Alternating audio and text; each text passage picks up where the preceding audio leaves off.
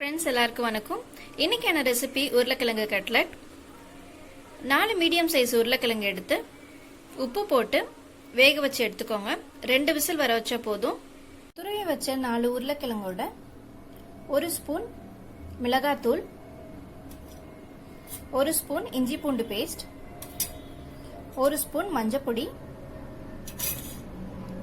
1 spoon மல்லித்தூள், 1/2 spoon garam masala, பொடியா cut பண்ண ஒரு பச்சை மிளகாய், பொடியா கட் பண்ண மல்லித்தலை, பொடியா நறுக்கின ஒரு வெங்காயம், கூடவே தேவையான அளவு உப்பு சேர்த்துக்கோங்க. இது இப்ப நல்லா பிசைஞ்சு எடுத்துடலாம். ஒரு தடவை எல்லாத்தையும் நல்லா மிக்ஸ் பண்ண பிறகு கூடவே 2 கைப்பிடி பிரெட் கிரம்ஸ் சேர்த்துக்கோங்க. இப்போ ஒரு தடவை நல்லா பிசைஞ்சிடலாம். இப்போ எல்லாத்தையும் நல்லா பிசைஞ்சு எடுத்திருக்கேன். ஒரு கப்ல கொஞ்சம் மைதா எடுத்துக்கோங்க. கூடவே கொஞ்சம் தண்ணி சேர்த்து நல்லா திக் பேஸ்டா ரெடி பண்ணிக்கலாம். இப்போ மைதா பேஸ்ட் ரெடி ஆயிடுச்சு. பக்கத்துலேயே ஒரு தட்டுல கொஞ்சம் பிரெட் கிரம்ஸ் எடுத்துக்கலாம்.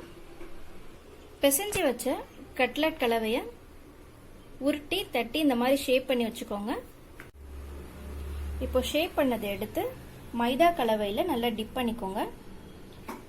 டிப் பண்ண பிறகு பிரெட் கிரம்ஸ்ல போட்டு நல்லா உருட்டிடலாம். இது இப்போ தனியா ஒரு பிளேட்ல எடுத்து வச்சுக்கோங்க. இதே மாதிரி எல்லாமே எடுத்து வச்சிடலாம். எல்லாமே ரெடி பண்ணியாச்சு. இதை இப்போ ஒரு 20 நிமிஷம் ஃப்ரீசர்ல வச்சிடலாம். 20 நிமிஷம் ஃப்ரீசர்ல வச்சு எடுத்ததை இப்போ எண்ணெயில டீப் ஃப்ரை பண்ணிடலாம்.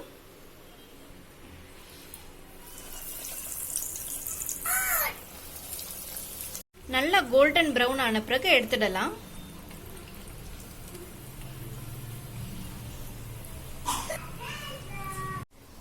இதோ நம்ம உருளைக்கிழங்கு கட்லட் ரெடி ஆயிடுச்சு.